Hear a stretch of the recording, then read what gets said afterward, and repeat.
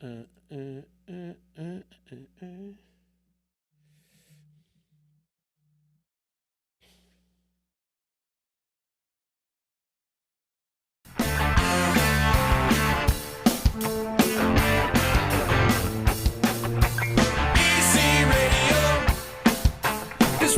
Networks.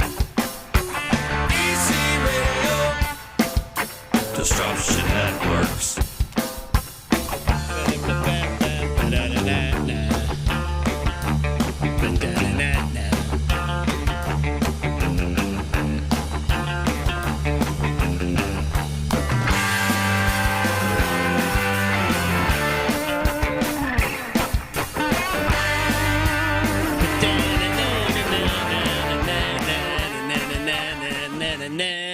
My old program director at WOUR used to get mad at me for singing over the music. He used to call me up and be like, Z, stop singing over the music. But now I can sing over the music if I want to because I own this damn station. Anyways, what's up, everybody? It's EC Radio time.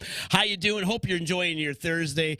Before we get into anything, much love to my sponsors, EJA Moving Services. What more can I say about EJA Moving Services? Not only do they believe in the D, but they believe in getting your stuff safe wherever it needs to go. They are the best reputable moving service that there is in the planet, baby. I'm telling you, they move your stuff pretty much wherever it's got to go. They drive your car wherever it's got to go. They wear back braces. They're respectable young men. When you need your stuff moved and relocated, whether it's your office, your studio, your gymnasium, a loved one, whatever, a stuffed animal, they'll move anything for you.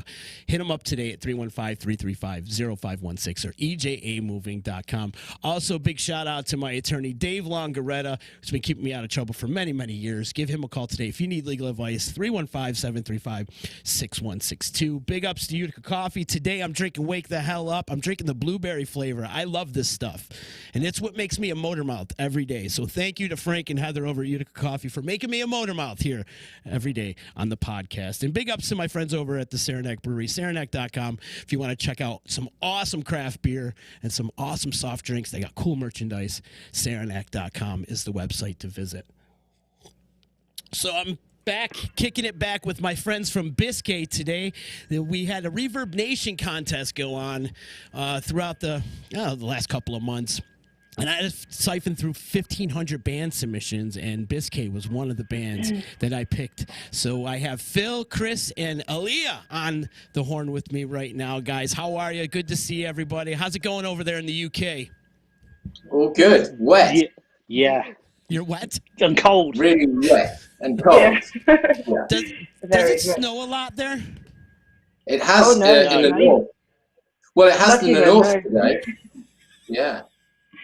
A lot today. I do got to make mention, this is the first time I'm doing 3 people in 3 different locations. So this is a breakthrough for us here at the D. So you guys are like popping our cherry. I hope not. Wow. Have you guys been able to get in a room together, or like, do you guys communicate, especially throughout this coronavirus crap that we're going through? Well, we managed the rehearsal in September. That although Elliot couldn't make that, that was the last time we played in a room together, any of us. And then the time before that, when was the last gig we did, Elliot? March? Oh my god. Yeah, it was like in March. Yeah, definitely. Yeah. So that's the last time we've done a gig. And everything else we've been doing, we've had to do remotely. Yeah. Yeah, and that makes it tough, man, with the latencies and like Zoom meetings and whatnot. It's hard to like even hold court or even like jam out with one another. So it just probably turns into just a normal conversation, huh? We kind of decided early on that trying to rehearse anything on via the World Wide Web was never going to be an option. I mean, we need to make sure we were all playing at the right time at the best of times, let alone with latency happening as well. Yeah. We need to figure out that issue, right? So bands can practice and jam out a little bit via the interwebs if we're going to be in this little lockdown. So some of the bands that I talk to, everybody has a job in the band. Do you guys split up duties, or does one person pretty much take on all the tasks? I'm not going to answer that. Shall I answer it for you, Phil? Yeah. So Phil kind of starts off with there's kind of two areas. There's the sort of the practical arrangement of getting us all in the right place at the right time, getting us talking to each other, getting rehearsals booked, that sort of stuff. So Phil kind of takes all of that responsibility, but then he also comes up with the tunes, the lyrics, and then brings them to rehearsal under normal circumstances, and then the rest of the band rip them apart. Not literally. We kind of musically pull it apart and look at the lyrics and everything else, and between us collectively, that's when the next stage of the magic happens. I was just going to say the magic happens, but Phil clearly has already created the magic with the songs in the first place. That was me being really nice there. Yeah, this is rare. I've never heard that before. Yeah. Does Biscay have and then that... it's a really No, Sorry. Go ahead, Chris. It's a really, really collaborative thing then. Once we've all got our hands on it, I know Phil and Elia will sort of have a separate session and work on stuff. Elia might take something away and work on a melody. Ben, the drummer, will take away and think of, something to do with the groove. I'll do the same with the keys parts and chords and stuff. And then we bring it all back together. So it's constantly evolving. Does Biscay have that family feeling? Are you guys like a one tight-knit family? You guys argue with each other and then love each other 1 minute after that? Oh, yeah. Oh, yeah. I expected that. Yeah, it was a joke. Yeah, actually, yes, I think what's really interesting, Z, is that the people who argue the most are Elia and Chris. Chris is not even aware of that. Creatively. Definitely creatively. Actually, it is true to say that Elia is probably has the most avant-garde taste, and Chris has the most cheesy taste. Not entirely true. He's into cheese in a big way. And so that's why the arguments happen, So but Phil, it's a good thing. What do you think cheesy is? Come on, I want to know your Don't ask definition him of that cheesy. question. Well, where do we start? Be careful. Chris Be careful. Chris has been known to say good things about Barry Manilow. I mean, that's how bad things can get. I mean, what? We all have our dark musical secrets. Yeah, that's very dark, though, isn't it? Guilty pleasures. Yeah, that's it. Chris has spent time at the But Cabana. I've never been. Never been. I'm a musician. I can't afford things like that. Chris, what do you play in the band? Keyboards. Keyboards. And who's your Mount Rushmore? Do you even know what Mount Rushmore is? Living in the UK, who's your top 10, top 5 favorite keyboardists of all time?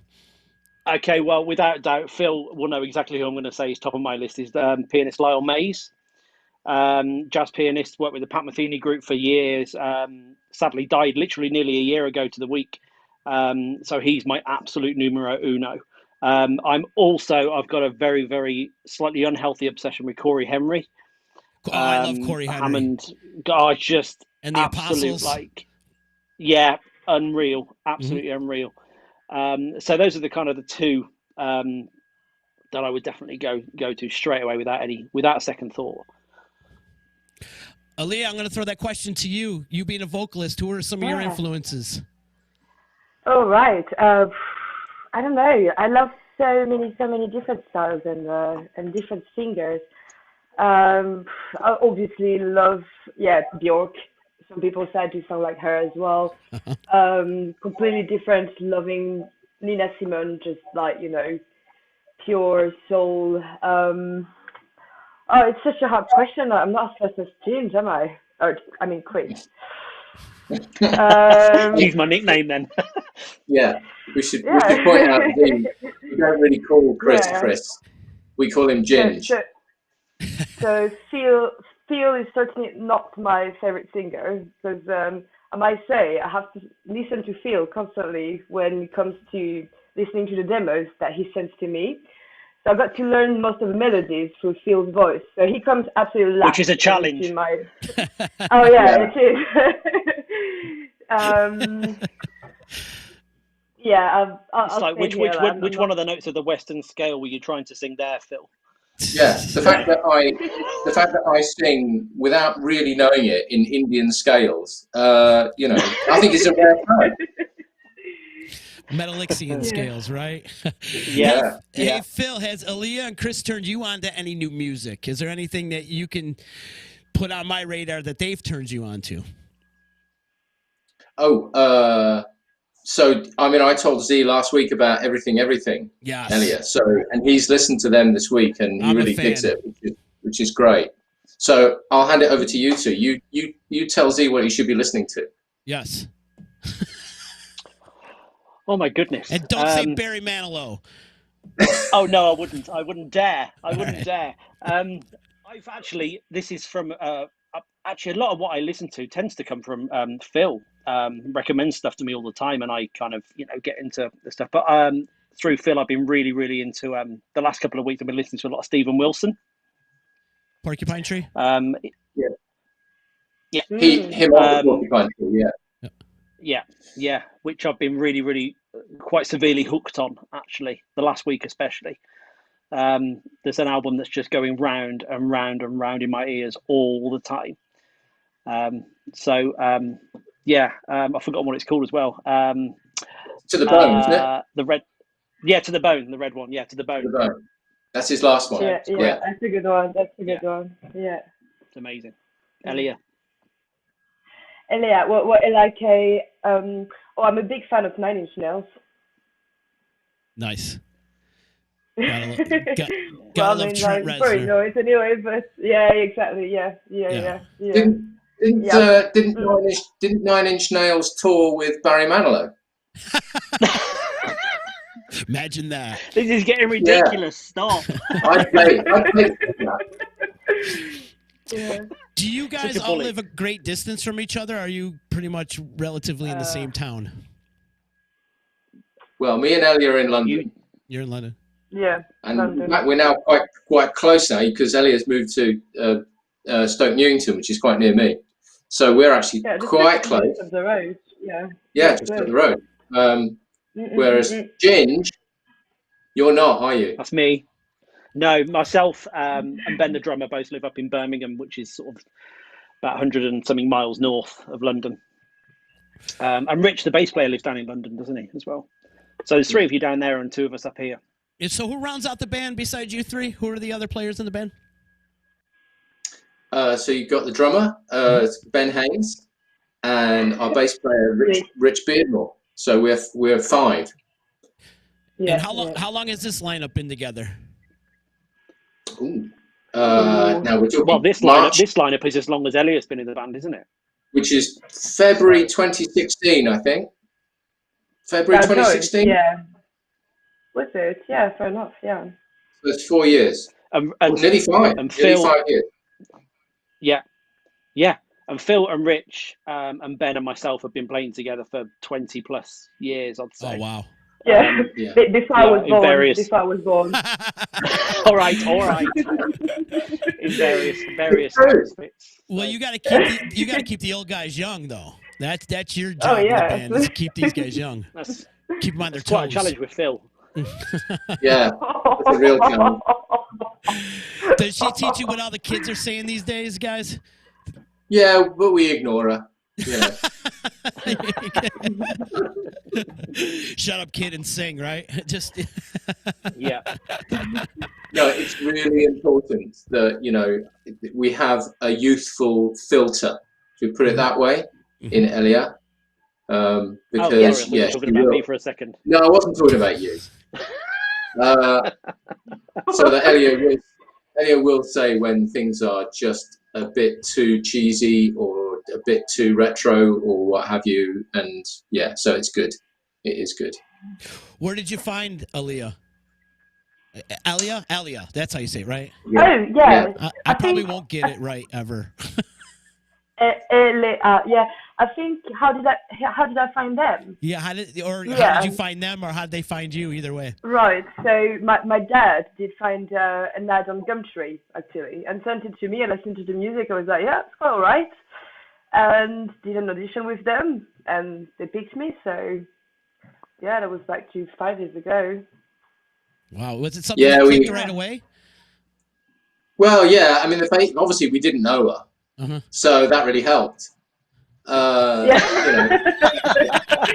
Yeah, I agree. But no, I tell you what, and I'm not going to blow smoke up her ass, but when she came into the audition, not only did she sing the song simply better than anybody else, but we asked people to come in and sing original material. We didn't want them to come in and sing a cover. And so they had to learn one of our songs, or two of them. And not only did she nail it, but also she was the only person who memorized the lyrics. Huh. So that she sung it with no cheat sheet, without a lyric sheet. Mm-hmm. Everybody else that came onto the audition had cheat sheets. Yeah. And that, plus obviously, how she sung it, that was immediate for me. It was like, well, there's such a commitment there, Yeah. From what I remember as well, there was a real almost passion with the delivery. I remember us discussing this after the auditions. How the delivery was like she was totally in the zone and getting the vibe, which was something that I don't think any of the other guys and girls that we saw on that day did. It was like you'd kind of connected with it really quickly, which was really obvious. To all your inspiring musicians out there, see, it's important to do your homework. You do your homework and you show up to the gig and you show up to practice polished and ready to go, and chances are you're going to get that gig. Yeah, it's true. I agree with that. True. One thing I'm really big on too, especially here in upstate New York, is music education. We do a instrument drive for the local schools here. I want to ask all three of you that question. We'll go around the circle here. How important is music education, and what does music education mean to you? Chris? All right. Okay. Well, I think Chris should start. Chris, you go first. Well, I think it's massively important. It has completely and utterly, to use the cliche, completely and utterly made me who I am, today. Some of the, I did go initially down the very traditional sort of, graded piano lessons, took the exams, got the certificates, all of that sort of stuff. Did the same in percussion as well and various other things. But various of my musical mentors and tutors in life, were steering me in other directions, and really kind of taught me that there was a world away from just sitting there with the piano in front of me reading out of a sheet music book and playing what was and playing Beethoven. There was so much more to that, and that was kind of the most significant thing for me, and to the point I ended up going on and and being so passionate about it, I went into teaching for myself. Went into teaching myself for a few years, and kind of always tried to pass on that same sort of passion. It's the theory stuff and getting the technique right and everything is all important, but the world around that is where the magic happens, and sharing that I think is a great thing. And it makes you a much better rounded person, I think, as well. Excellent. Because there's so much you can get out of it, Right. So yeah, it's absolute key for me, absolute key. When do you think you're going to become that rounded person? So predictable. When is this going to happen? Chris is a punching bag. Yeah, well done for working that out, Z, so quickly. Nothing unusual. Oh, I love it. Aaliyah, how about you?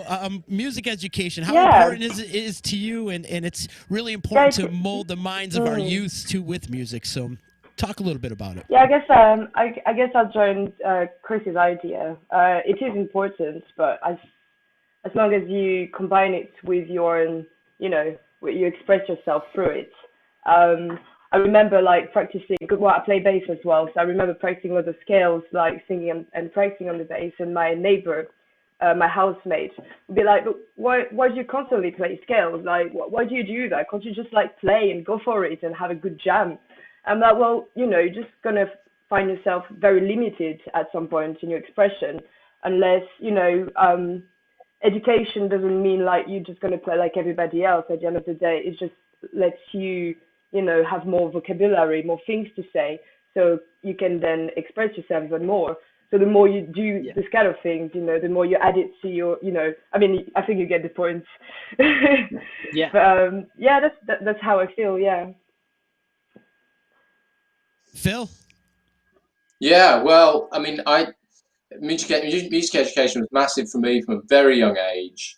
And I think the sad thing that's now true is that when I was starting with music, I was getting my instruments for free from school, as well as all my teaching for free from school. So without that, I mean, I'm not sure I necessarily would have had the opportunities. And that doesn't exist in the UK anymore. You know, they've slowly eroded free music instruments and lessons. And maybe there's some small exceptions, but I mean, Chris would probably tell you this more having been in music education than I would, but it's completely changed. And therefore the opportunities for younger people are significantly less than they used to be, particularly if you want to learn an orchestral instrument, and to be taught any kind of, basic music theory. It's really rare that kids get the chance.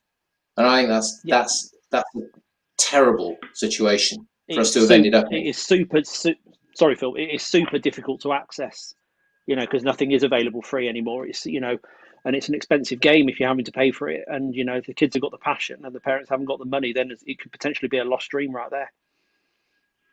Oh, on the other side, there's so much things on like YouTube and stuff that you can access for free. That doesn't provide you the discipline. That doesn't provide you the discipline. When you sit in the classroom and the teacher tells you next week you need to learn that, and that, makes kind of it easier. When you're on your own on YouTube, then kind of harder. But you can if you want to. The thing the YouTube thing, though, it takes away from the feel, like the groove. Like you could teach theory until you're blue in the face, but you can't really teach the feel and the groove, the pocket, if you will. That's something you got to kind of pick up on when you're in a room together, type of thing. So yeah, but then you experience by just playing with other musicians. Just go out there and just do it. Exactly. I mean, there is obviously a way to access a lot of information. I mean, there's probably more information out there that's available to people for nothing than there ever used to be. Yep. But there isn't the teaching.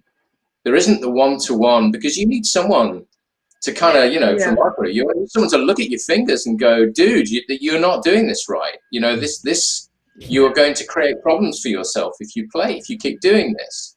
But also, as you said, Z, picking up on the vibe of what you're playing. You can't do that via the web. Even if you kind of have a one-to-one Zoom lesson with someone, and they can hear you play a bit, but it's transformational when you're in the room with someone. And that kind of teaching used to be free, and you used to be able to get it if you just wanted it, and now it's not. Yeah. And even then, actually. Go on. Sorry. It got to a point where even if it, as it was starting to be charged for, it was still heavily subsidized. So if people, families were having to pay for their kids to get decent, instrumental tuition and stuff on a one-to-one basis, it was still extremely affordable, because it was subsidized, and it's just over time that has just literally dwindled away to the fact that it just doesn't exist anymore as free access. What happened? Why? Well, how come it didn't exist? Like, we did politics probably? Yeah, just budgets and where they were being pushed, and how the state finances were being spent, and what schools could and couldn't do, and what schools were expected to do with their arts budgets, and their arts budgets got smaller and smaller and smaller till it was all they could afford to do was to buy pencils for the classrooms and not buy teachers to come in and give the kids instrumental lessons anymore. Oh, yeah. What a shame. Yeah. Sad times, very sad times. Yeah, it is. Well, it's crazy when you think that, society has been getting richer, over all this time when music and the arts were, their funding was reduced in schools, GDP was going up, the stock market's going up, the nations are becoming richer, but deciding politically that the arts are just not as important in education anymore. Yep. It's I don't know the if first that's to get cut. true in the States as well, Z, but I mean, I suspect it has been for a while, you know? Oh, yeah, it is. That's exactly why we do an instrument drive every year. We didn't do one this year, obviously, because of COVID.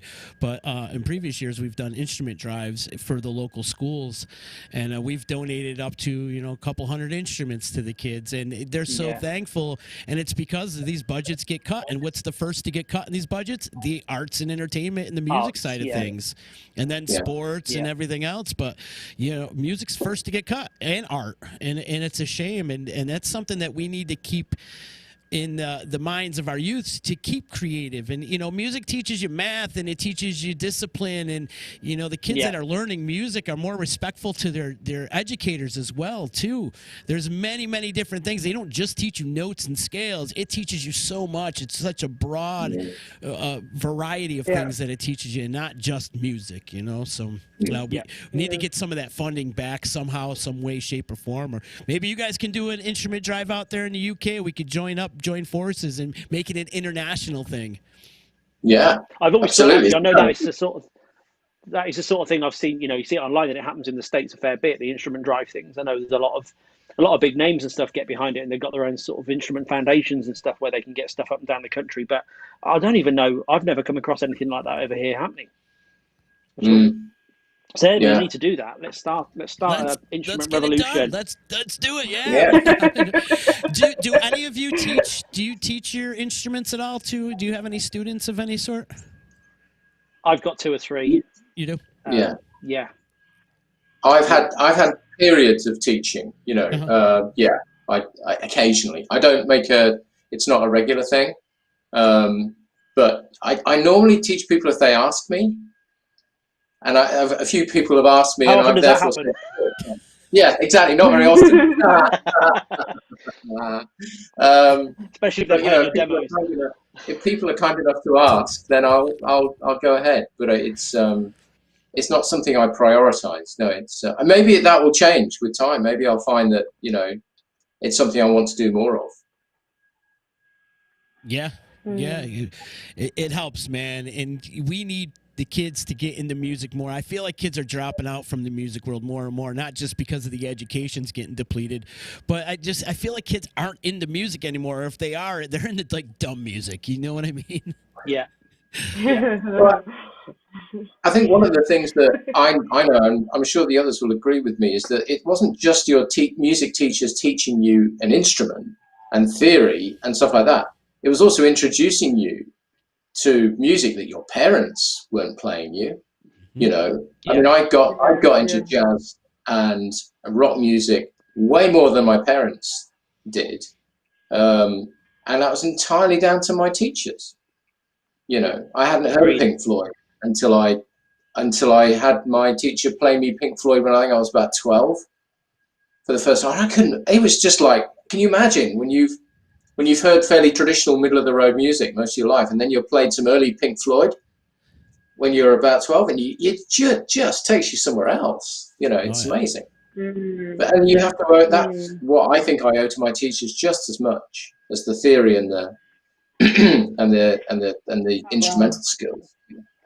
Yeah, agreed. Yeah, Agreed, 100%. I grew up in France, so forget about Pink Floyd at school. No, my dad introduced me to like this good music, but unfortunately, we don't listen to Pink Floyd at school. No, it's more like South of France music. I wouldn't recommend it. It's fine. Yeah.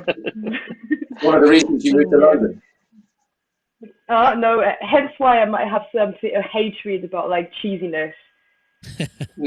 Yeah. So you grew up with too much of it. Yes, absolutely. Yeah. You said you grew up in France. Yeah, what's the music scene like where you grew up? Well, I don't know. It's something I really much avoided, so I couldn't tell you. But gotcha. Yeah, French music. I don't know. I grew up. My dad was always. I was playing vinyls. I had my dad's record player. It was all about Led Zeppelin or even Janis Joplin, like Gong. You know. Wow. Did you say Gong? Yeah. Gong. Yeah. Really? That's way out stuff. That was Yeah, amazing. it was. It was. But Yeah. I was like 13 years old and loving it, you know. Yeah. Interesting. So, That was the yeah. last band I was expecting to come out of your mouth. Gong. Right? Yeah. Yeah. Camembert Gong. Yeah, I remember. But yeah. Yeah. How do you guys get your music? Are you guys frequent on like the Apple or Spotify? Is there one particular platform you use over the other? I will. You know, I will listen to stuff using streaming services, but if I like it, I will buy it. I will buy a CD. I will buy the vinyl. Absolutely, 100% every time. You're a good man, Chris. I'm not one to rely on the streaming stuff as just a general way of listening per se. You know, I might stick a playlist on that sort of stuff from time to time, but that's how I discover new stuff. And when I do discover new stuff, you know, I'm online then trying to order stuff through. Definitely, I'm absolutely. You know, I love the tangible aspect of listening to stuff. You know, I mean, Phil and I have got a real shared passion for the vinyl thing, haven't we? You know, and we quite often will, you know, talk about, you know, records we bought and have recently got, and you know, we will sit and look, and I love to feel it. I love to feel it. It's, you know, it's all part of the package. It's not, you know, the proper albums are not just about the music; they're about everything else that comes with it as well. Exactly, the experience. I'm like really sort of passionate about that. I think if I want it, I will buy it. The artists deserve better than to have it ripped all the time. I love it. No, I think Elia's answer might be quite different. I can imagine you're on streaming all the time, aren't you, Elia? Oh yeah, Spotify. Spotify. Yeah. Spotify. Yeah. I mean, this is where it is a bit of a generational thing, you know, because a little bit. Yeah, if I could afford a record players, I'd listen to vinyls. But because of my lifestyle as well, I'm moving every 3 months in London to another place, so I couldn't do that. You know, I would otherwise, you know. But yes, you're right about the generation thing. Anyway, it's the truth. Yeah. But it's convenience as well. You're right. I mean, vinyl's crazy expensive now. Yeah. You know. Yeah. So you know, you have to be careful about what you choose to buy. But like Ginge, you know, I use Spotify more as a reference thing than anything else, and I tend to, so rather than use it to find new material, I tend to find new stuff to listen to by talking to other musicians. Mm-hmm. And when I've got a recommendation, I might check it out on Spotify maybe. And then if I like it, as I say, that's when you then get the vinyl or the CD or whatever. Because I think you kind of owe it to the artist as well to kind of not only get the bigger package, but also pay them more money if you can afford it. Exactly. Yeah. Supporting the cause. I actually had a hilarious moment yesterday, Phil. I was, I think, I was doing something at home and I went to Apple Music and I just hit, it creates these playlists based on what you've listened to. So it said, your favorites mix. Now I looked at it and I looked at the first 3 or 4 and I thought, well, I've never played that one or that one on my iPhone before. So why is it recommending it? I was playing it. 5th track in, it was one of ours. Nice. Apple Music chucked one of our tracks into apparently my favorites playlist. Nice. Well, there you go. You just earned 1/10 of a penny from that spin. I pressed stop. I skipped. Yeah. I didn't. I listened to it. I did. Which one was it? Which one came up? Very deep. Very deep. Oh, right. Okay. Interesting. Yeah. All right. Yeah. I listened to that because I've got a great synth solo in it. So why would I not want to listen to the track all the way through? Yeah. Do you guys have a lot of merchandise? T-shirts, hats, stuff like that? No? Nothing. Nada.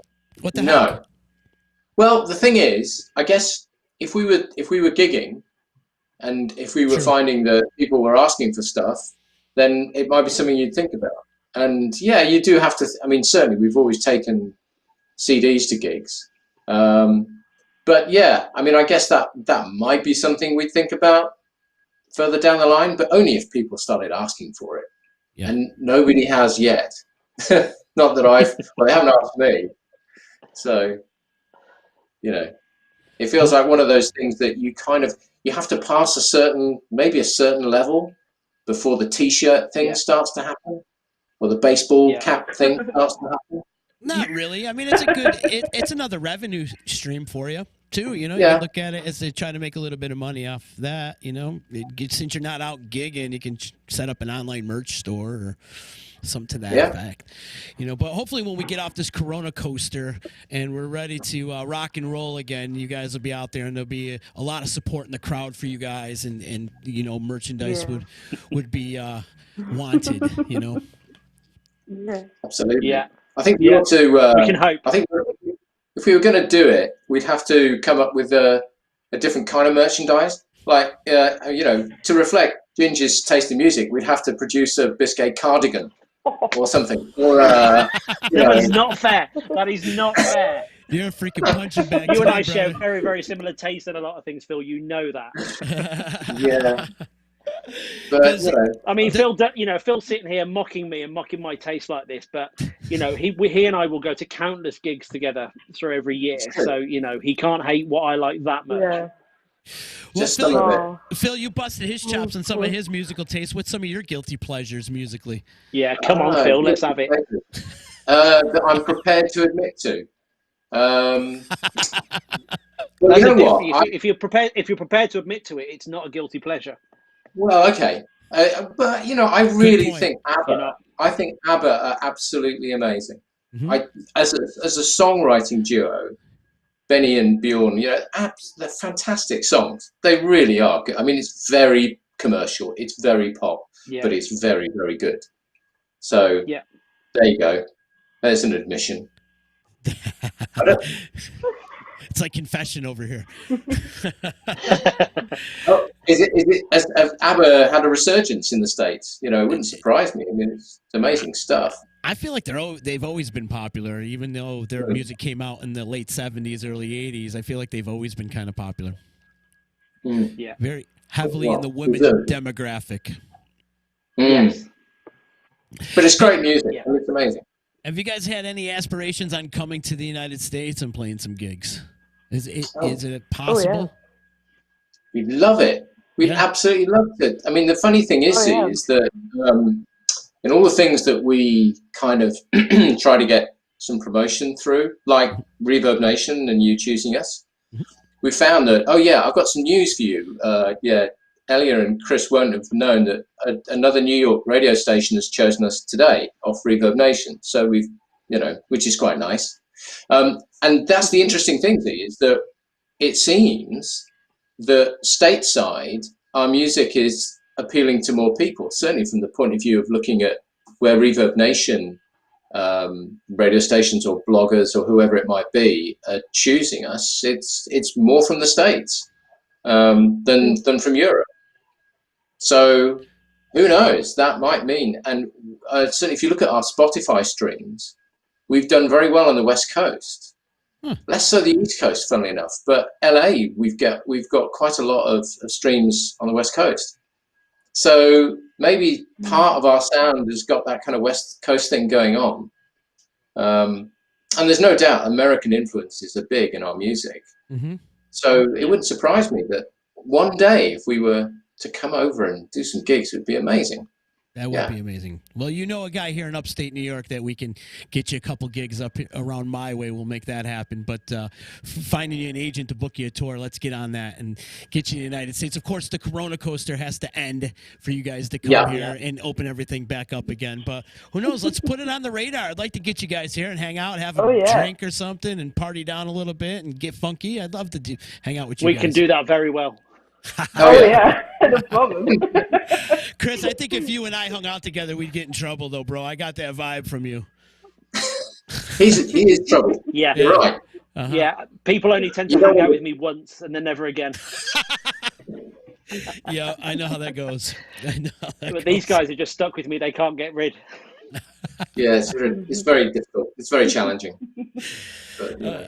I want to give a shout out to Reverb Nation too for connecting us, man. I feel like we should keep in touch, and you know, if you guys got any kind of new music coming out or any kind of merchandise that you guys are going to be launching or whatever, please use my platform. Keep in touch. Let's do this again. And if we could get you to the States, man, that would be great. And I'd love to.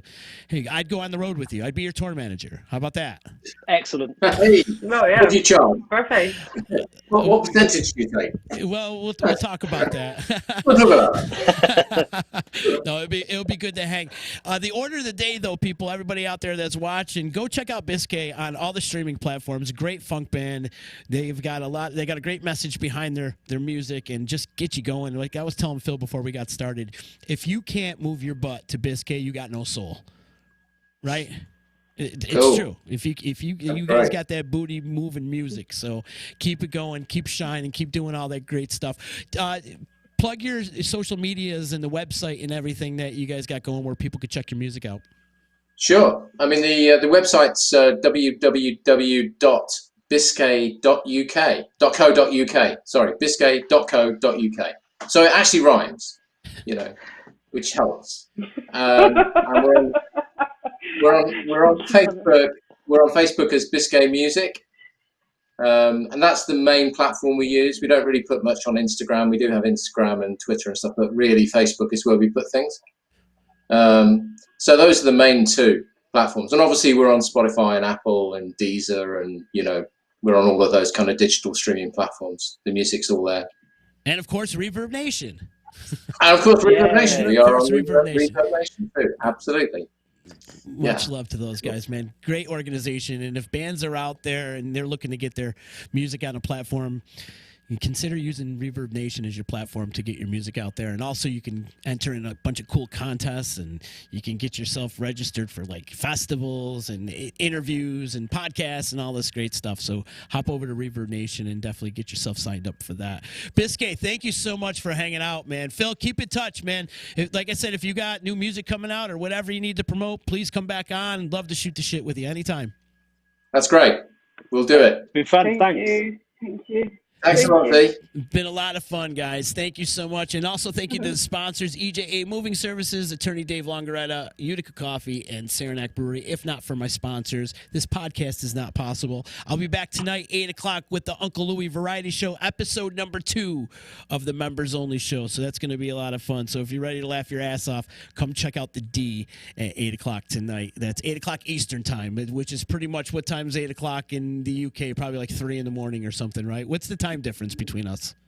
5 hours. No, 5 hours. 5 hours. So yeah, we'll be in bed, I'm afraid. Yeah. Well, I bid you all a good night, and thank you so much for hanging out with me. And everybody go out there and check out Biscay. We'll see you again this weekend. Later, people.